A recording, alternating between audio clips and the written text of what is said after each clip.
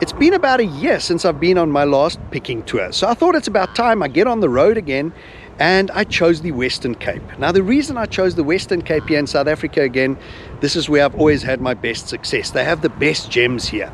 And also my mate Martin lives down here, and he has restored my 1959 MV Agusta, also my 59 Moto Guzzi Stornello. And Martin told me about a month ago his latest project, he completed restoration. So we're going to go past there, see what it is, maybe review that. There is a bike forge here in the Western Cape that I wanted to go visit, and also follow the coastal roads and go picking and look for old vintage petrolhead stuff such as enamel signs, petrol pumps, vintage oil cans and so on. So we left very early this morning, just after midnight, covered the first 800 kilometers, got about 500 or 600 to go, and join me for this epic picking tour called Cape Town Picking Tour Part 1, 2 and 3.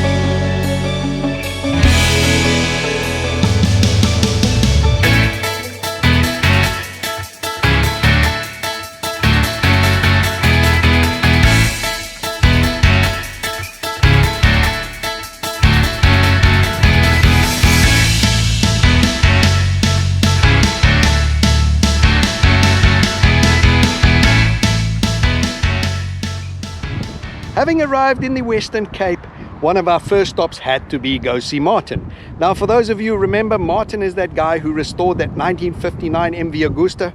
On my first picking trip, I just fell in love with that bike and I had to take that bike off his hands. Now, the next project he was busy was the Moto Guzzi Stornello. I saw that project, the evolution and how the restoration was progressing. And then on a previous picking trip, I came and took that bike out to Blauberg stand and reviewed that Moto Guzzi Stornello 98cc. And 2 months ago, Martin told me he completed another project, a restoration project, and that's why on this picking tour I had to go see Martin, see what it's all about. And here she is, the Moto Guzzi Stornello 125 from 1971. Now that's my birth year, so a very good year. And an Italian bike, what better scenery here in the Cape Winelands to review and have a look at that bike. So let's talk more about the Moto Guzzi Stornello 125. Moto Guzzi had a thing about birds, and the famous motif that adorns their petrol tank either side is the eagle, and that eagle harks back to the First World War and the Italian Air Force. Those three friends who started Moto Guzzi were Italian Air Force pilots, and that's where they got the emblem from. Now, they had a thing about birds, so in the early days a lot of the models ended up or got names of birds. Like you had, for example, you had the Falcone, the falcon, you had the albatross from 1939 to 48, you had the egretta, the heron, and even that Stornello I reviewed in Blauberg Strand, the previous restoration of Martin. Now the Stornello is the bunting bird, and here again we have the Stornello, Moto Guzzi Stornellos. Now Stornello is the Italian word for starling. So this is the Moto Guzzi model designation starling 125cc Stornello. Very iconic in these colors. The Moto Guzzi Stornello was produced between 1960 and 1974. Now it was the first 125cc single cylinder 4-stroke that was born and produced in the Moto Guzzi home. It was produced, the Stornello, as a 125 and also later as a bigger brother 160cc. Now these colors, white with a red frame, were produced in 1971 and 72 and became extremely famous and iconic, because even in 2016 and 2017 Moto Guzzi brought back a V7 scrambler called a Stornello, and in the same color motive, same emblem, same logo, same color scheme, a V7 scrambler Stornello. Now this original one, this one being a 1971 in front of us here, they were produced between 1960 and 1974, this being a 71, the 71 colors. Back in 1960 they started off as a red with a gold pinstriping, gold eagle, gold lettering, and they were produced in two variants, the 125cc and then the 160cc. You also got the Sport and then you got the Turismo. Now this being the Turismo, as you can see off the higher handlebars, more comfortable. The Sport had the flatter handlebars. Now talking about the engine, it is a single cylinder, single overhead cam, air-cooled motor, as you can see, producing 8.5 horsepower. It's a 123cc to be precise, 8.5 horsepower at 7,500 RPM. Top speed was about 70 miles an hour, which was good for 110 kilometers per hour. Not going to set your hair on fire, but it was a perfect commuter. Spoked wheels front and back. You had the dual shocks at the back, the double shocks up front, spoked wheels front and back, drum brakes front and back, nothing too complicated. You could put your gear selector either side on this bike.